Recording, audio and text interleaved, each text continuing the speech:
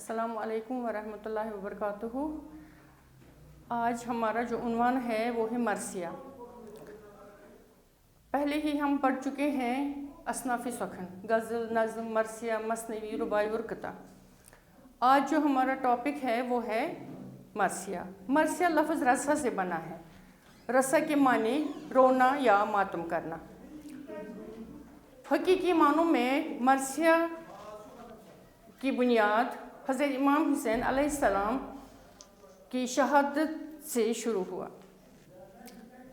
اب مرثیہ دو طرح کے ہیں، شخصی مرثیہ اور حضرت امام حسین علیہ السلام پر کہے جانے والے مرثیہ۔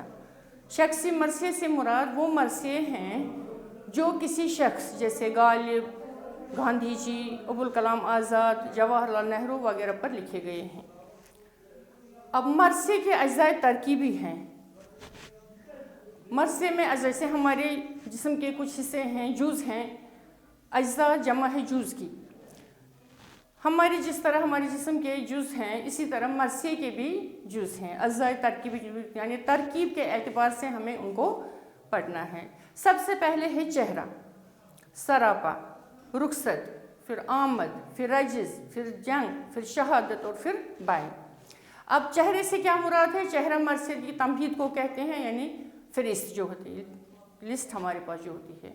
پھر ہے سراپا، اس میں اہم کردار جو ہوتا ہے، جیسے میدان کربلا میں حضرت امام حسین علیہ السلام تھے اہم کردار، جس کو ہم ہیرو کا نام دے سکتے ہیں اردو زبان میں، اس کی حالت، اس کے اوصاف، اس کی خوبیاں بیان ہوتی ہیں۔ پھر ہے رخصت، میدانی جنگ میں جب ہیرو داخل ہوتے ہیں تو وہ اپنے گھر والوں سے رخصت لیتے ہیں شہادت پانے کے لیے۔ پھر ہے آمد، آمد سے مراد ہے میدان جنگ میں وہ کیسے آئے، یعنی میدان کربلا میں جب آتے ہیں تو وہ کیسے گھوڑوں پر سوار ہو کے آئے بڑی بہادری سے۔ پھر ہے رجز، اس میں حضرت امام حسین علیہ السلام کے پورے خاندان کی شجاعت بیان ہوتی ہے۔ اس کے بعد ہے شہادت، شہادت یعنی کس طرح سے شہداء لوگ، امام حسین اور ان کے باقی رفقا، ان کے شہداء میدان کربلا میں شہید ہو جاتے ہیں۔ آخری جز جو ہے وہ ہے بائن۔ بائن سے مراد ہے ماتم، یعنی اس میں اس شہید کی خوبیاں بیان ہوتی ہیں، رو رو کر ان کی خوبیاں اور ان کے اوصاف بیان ہوتے ہیں۔ اب ہمارے پاس جو مرثیہ ہے وہ ہے مرزا سلامت علی دبیر کا۔ دو مشہور مرثیہ گو شاعر جنہوں نے باقی اصناف میں بھی طبع آزمائی کی ہے، لیکن ان کی شہرت کا باعث ان کے مرثیے ہیں، وہ ہیں میر بابر علی انیس اور مرزا سلامت علی دبیر۔ اب ہمارے پاس جو مرثیہ ہے وہ ہے مرزا سلامت علی دبیر کا۔ اس کا عنوان ہے حضرت علی اصغر کے لیے پانی مانگنا، یعنی 6 ماہ کا بچہ جو حضرت امام حسین علیہ السلام کا چھوٹا بیٹا تھا، صرف 6 مہینوں کی عمر تھی اس کی، وہ کس طرح میدان کربلا میں پیاس کی وجہ سے تڑپ تڑپ کر شہید ہو گئی۔ اب سب سے پہلے جو ہمیں ہے مرزا سلامت علی دبیر، وہ 1803 عیسوی میں دہلی میں پیدا ہوئے ہیں۔ انہوں نے جو مشہور تصانیف لکھی ہیں ان میں ہیں دفتر ماتم، رباعیات دبیر، ابواب المصائب اور رسالہ مرزا دبیر۔ انہوں نے 1875 عیسوی میں اس دار فانی سے کوچ کیا۔ اب جو حضرت علی اصغر کے لیے پانی مانگنا کا واقعہ بیان ہوا ہے، الفاظ کا جامع پہنایا ہے بہت ہی خوبصورت انداز میں مرزا سلامت علی دبیر نے۔ وہ کہتے ہیں کہ جب سارے رفقا اور شہداء حضرت امام حسین علیہ السلام کے شہید ہو گئے تو ایک چھوٹا بچہ، صرف 6 مہینے کا بچہ، حضرت علی اصغر رضی اللہ تعالیٰ عنہ تھے، وہ پیاس کی شدت کی وجہ سے کیسے شہید ہوئے۔ ابھی وہ نیم مردہ حالت میں ہی تھے کہ حضرت امام حسین انہیں اپنی گود میں اٹھا کر یزیدی فوج کے کمانڈر جو یہ شمر تھا اس کے پاس لے گئے، اور اس سے وہ کہتے ہیں کہ اگر میں نے کوئی غلطی کی ہے، میرا کوئی قصور ہے، لیکن یہ 6 مہینے کا بچہ ہمارے ساتھ 1 ہفتے سے بھوکا پیاسا بیٹھا ہے، کیا تم اس پر ترس کھا کر اس کو پانی پلانے کی اجازت دے سکتے ہو؟ اگر میری سے اس غلطی سرزد ہوئی، یہ تو بے گناہ ہے۔ آپ کو معلوم ہے یہ کس خاندان سے تعلق رکھتا ہے؟ یہ در نجف ہے۔ نجف عرب کا پرانا نام در ہوتا ہے موتی۔ در نجف سے مراد ہے یہاں پہ حضرت علی اصغر.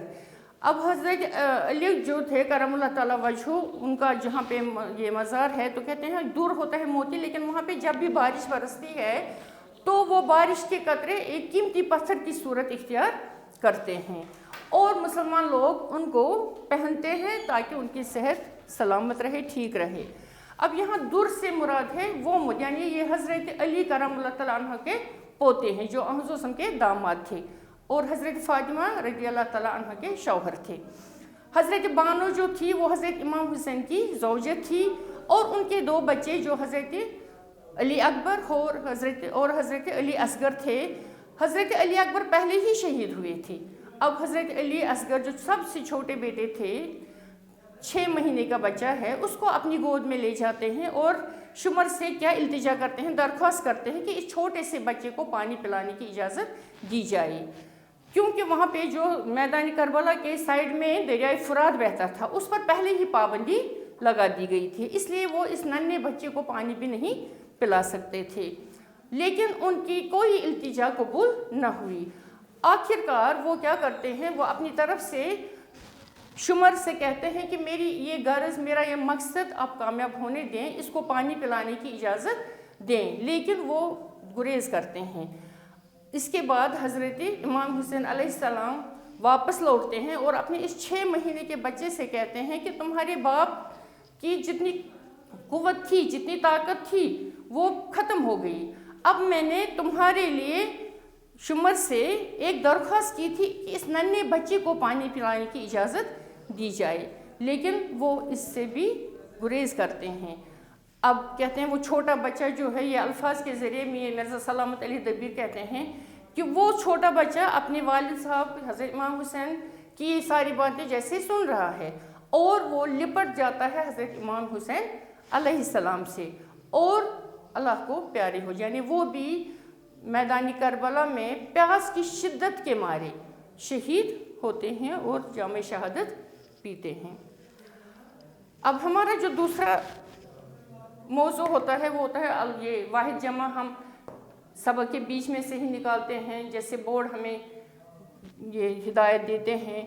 واحد اور جمع، قدم کی جمع ہے اقدام، فوج کی جمع ہے افواج، عدو کی جمع ہے اعداء، قسم کی جمع ہے اقسام، مرثیے کی جمع ہے مراثی اور موت کی جمع ہے اموات.